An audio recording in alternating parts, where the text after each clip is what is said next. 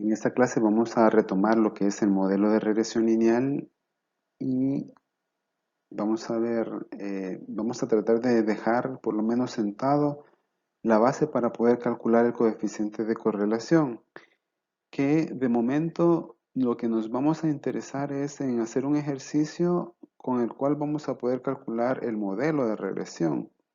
Pero con la metodología de la tabla que vamos a utilizar, vamos a aplicar la misma idea para el coeficiente de correlación. En la fórmula solo nos van a aparecer cómo vamos a ir dando el seguimiento para sustituir los valores de las sumatorias respectivas cuando les presente la ecuación del coeficiente de correlación. Ok, vimos ya la teoría más, digamos, lo introductorio de regresión y vamos a retomar el punto. Siempre vamos a buscar tendencia en el diagrama de dispersión que se podría tomar o sea, el aspecto que va a tomar dependerá del conjunto de datos. El modelo que hemos calculado, que vamos a calcular, va a ser por método de mínimos cuadrados. Tenemos la ecuación y esto es lo que vamos a calcular el día de ahora. Vamos a aplicar a unos datos eh, para dos variables estas ecuaciones. Vamos a verificar. Lo nuevo es a partir de aquí. A partir de esta fórmula vamos a calcular el coeficiente de correlación. Lo de correlación viene como de relación bivariada. Cuando tenemos dos variables y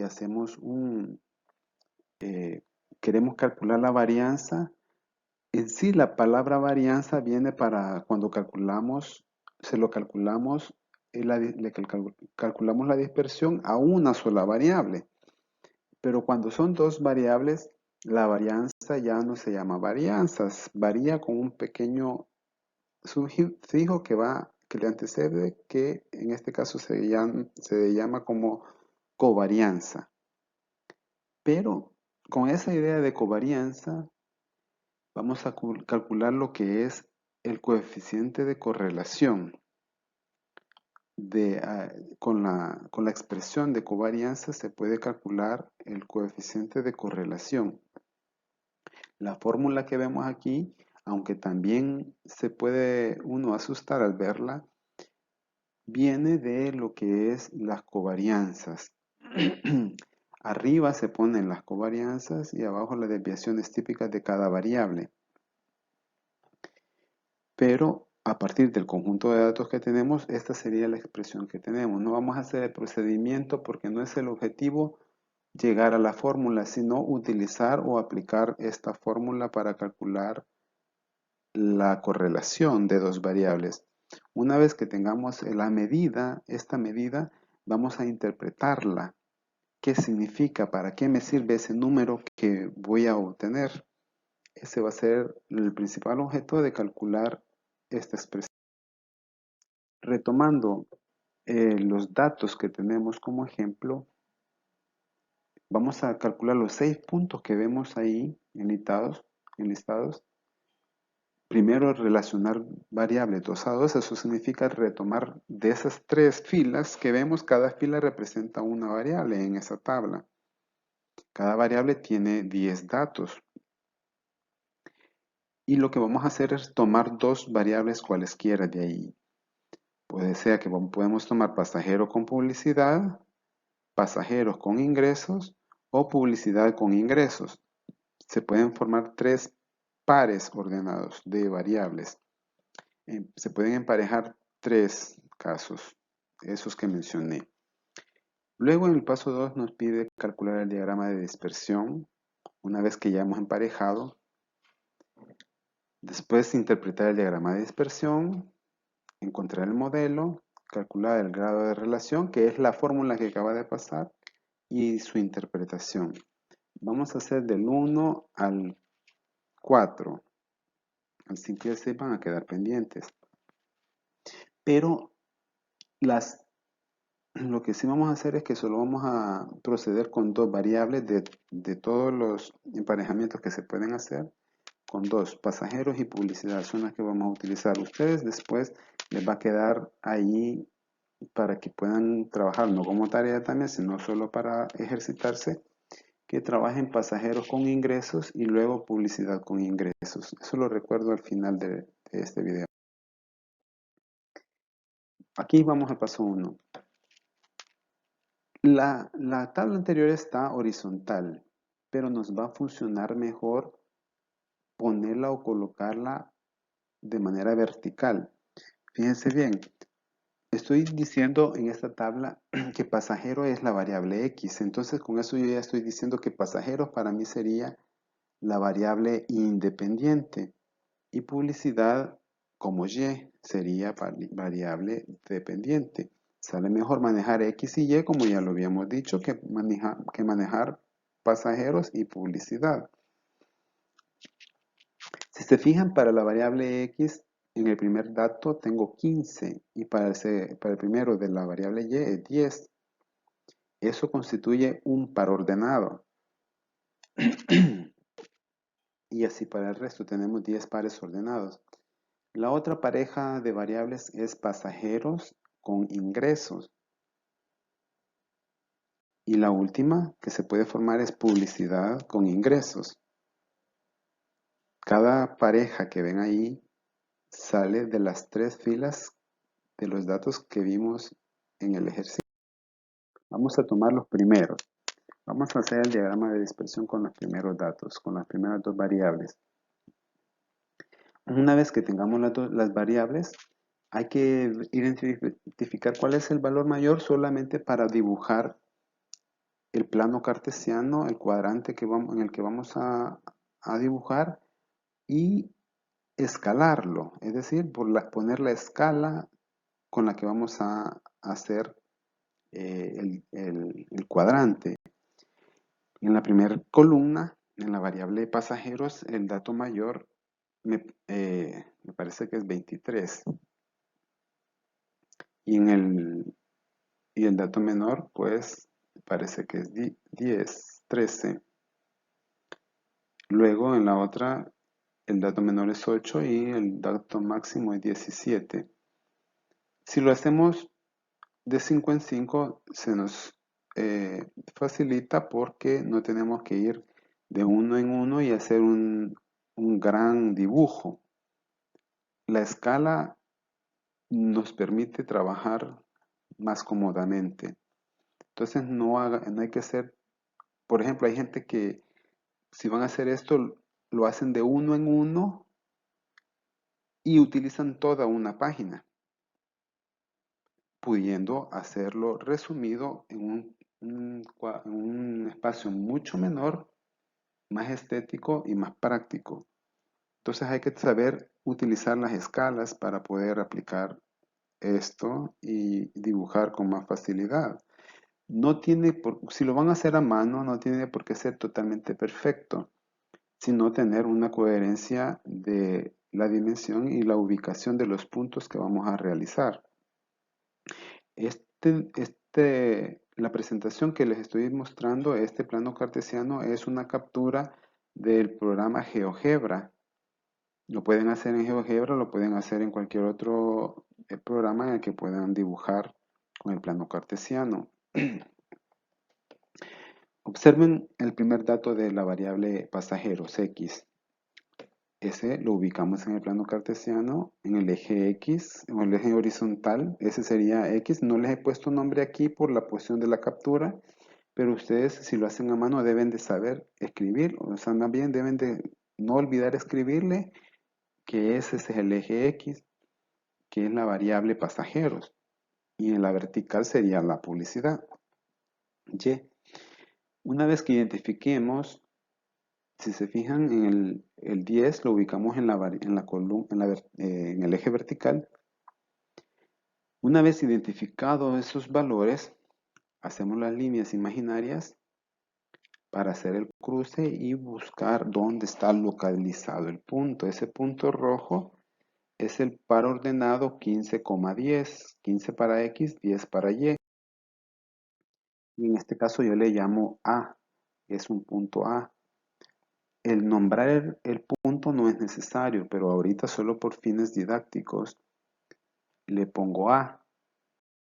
Entonces, sin necesidad de hacer todas las líneas que ustedes vieron, las quitamos y ya tenemos ese punto que sería 15,10. Y allá en la tabla, si se fijan, lo que está en verde, eso es lo que acabo de dibujar, el puntito.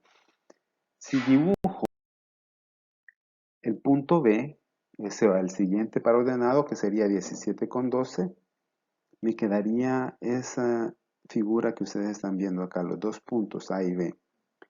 Repito, nombrar A y B ahorita solamente por fines didácticos, pero no es necesario hacerlo.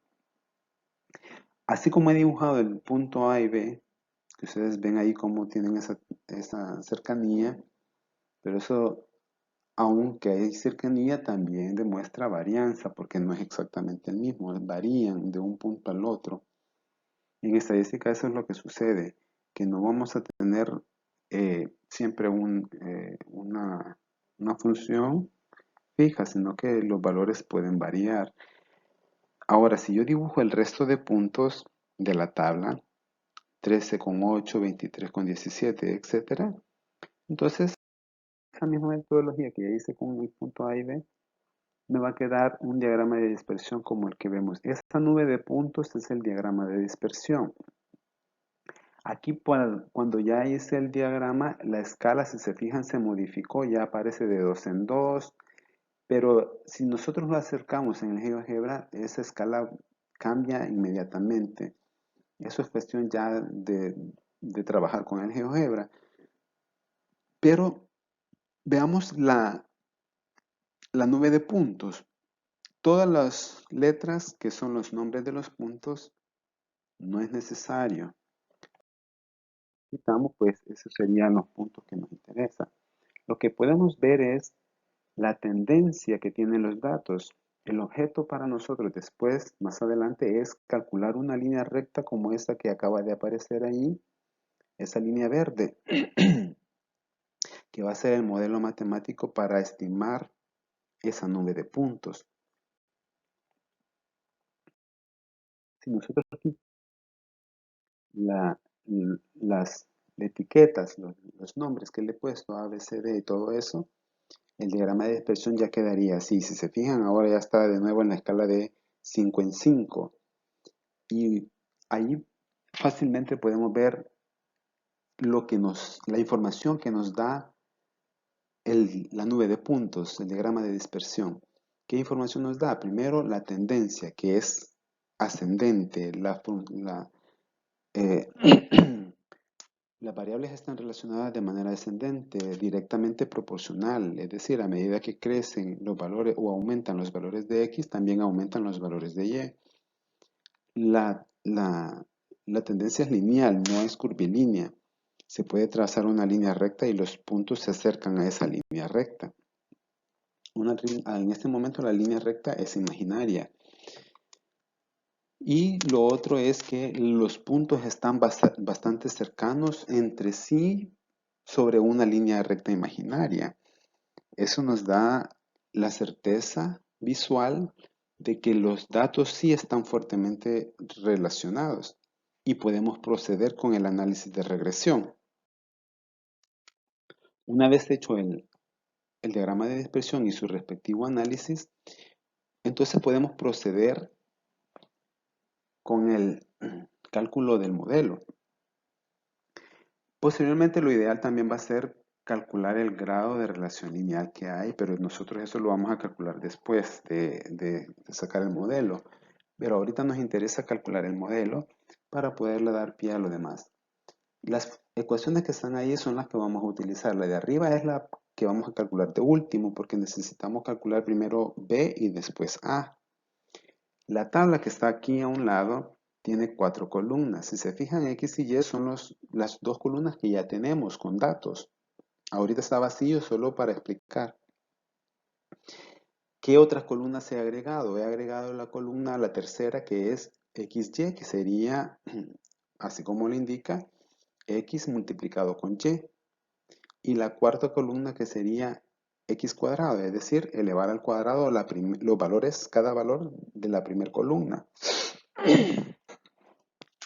Y al final aparecen los símbolos de sumatoria, que significa que cuando ya tenga la tabla completa, voy a sumar cada columna ahí en ese espacio.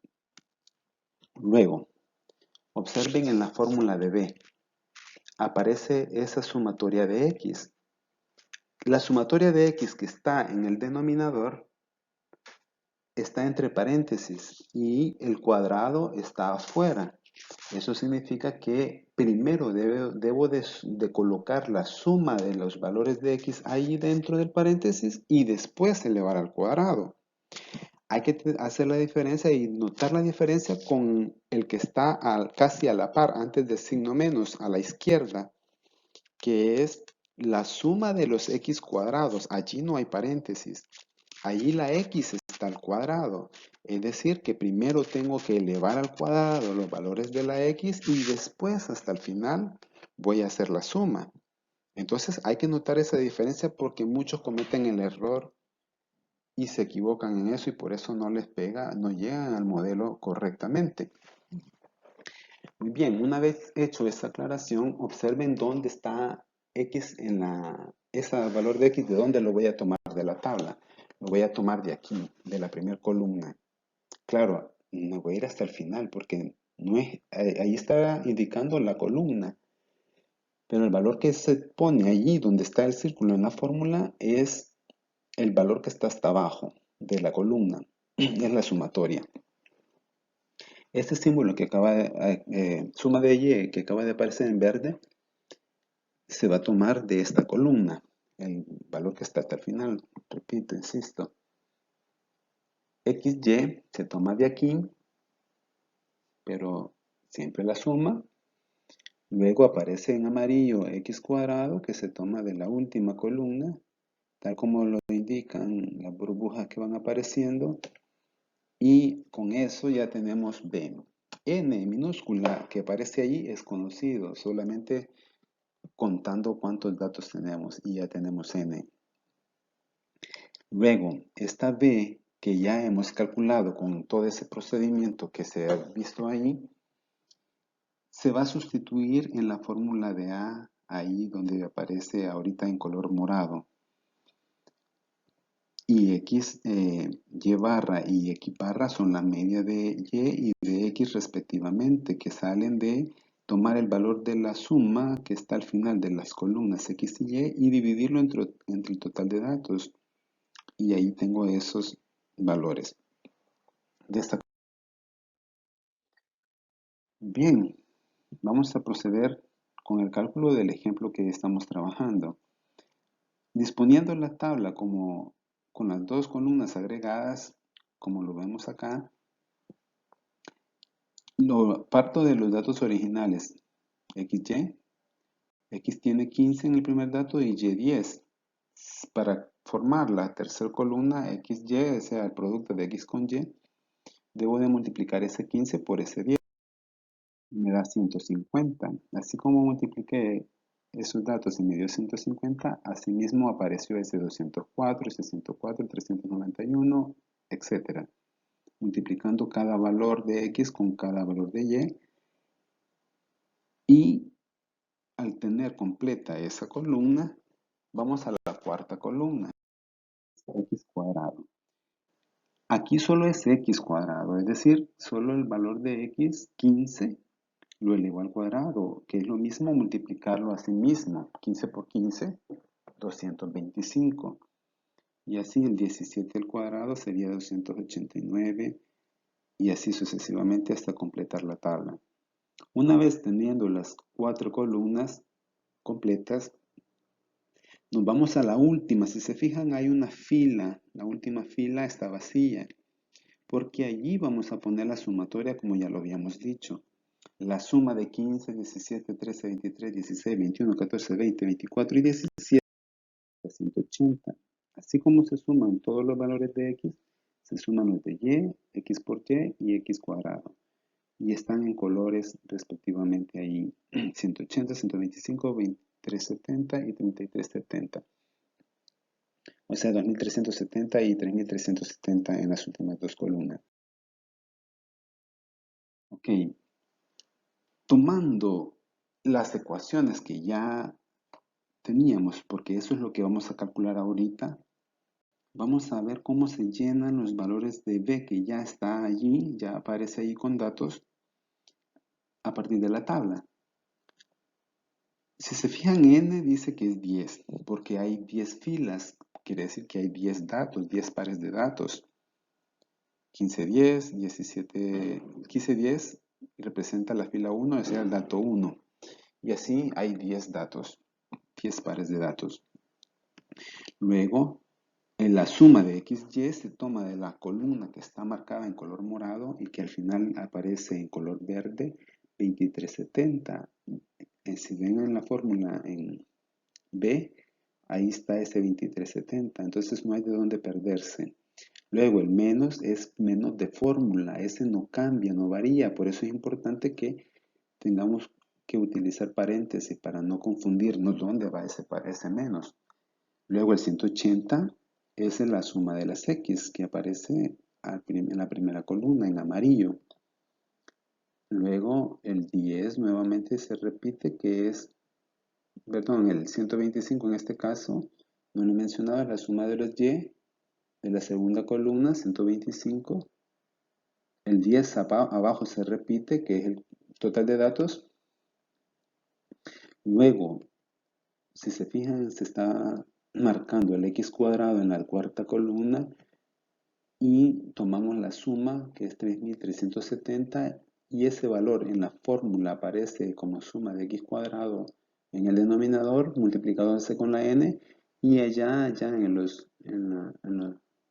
el caso de sustitución, aparece en azul también. 3370 multiplicado por 10. Luego sigue un menos que es menos de fórmula, tal como aparece en la expresión. El 180, si se fijan, es el mismo de arriba, solo que ahora está entre paréntesis y el cuadrado está fuera, como lo habíamos dicho antes. Entonces noten cuál es la diferencia. A la izquierda dice 3370 porque surge de los valores cuadrados, la suma de los valores cuadrados. Primero se elevan al cuadrado y después se suma. Ahí está, 3370. Y en cambio aquí, primero se suman los valores de x, 180, y después se eleva al cuadrado. Insisto porque eso es una cuestión en la que muchos se equivocan y no toman esa recomendación de fijarse bien cómo están los paréntesis allí. Una vez que hemos sustituido adecuadamente, hacemos las operaciones aritméticas y en este caso me aparece 1200 entre 1300. Datos exactos por coincidencia, no necesariamente puede ser de que en alguno del tipo de por el tipo de variables puede ser que aparezcan decimales. Ya en la división da 0.92, B es 0.92. Ese es el valor de B, 0.92. Lo tomamos y ahora vamos a calcular el valor de A. A dice que es la media de Y menos B por la media de X.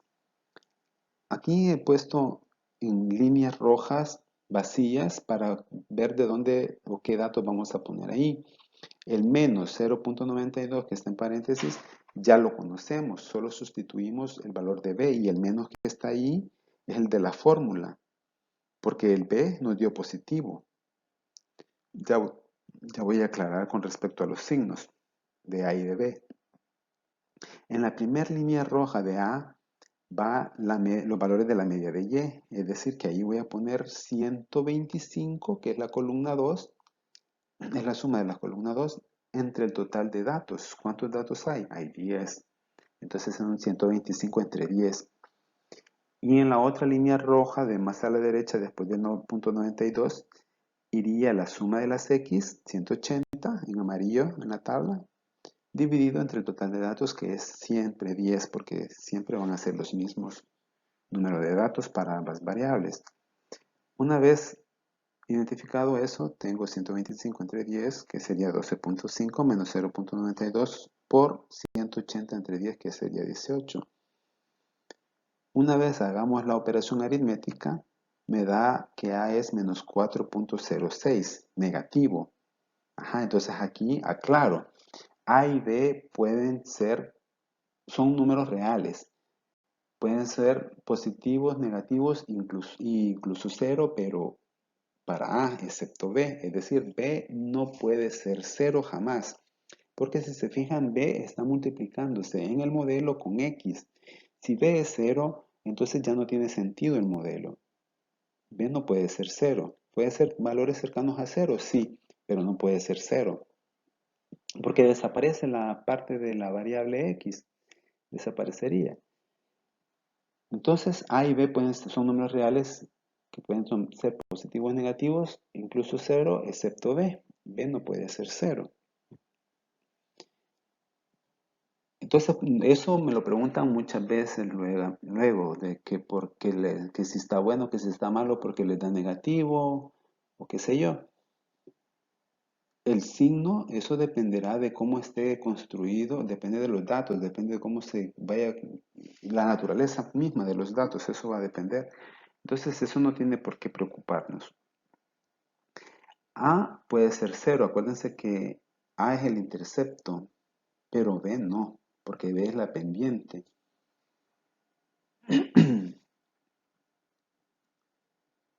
Ahí están, tenemos A y B.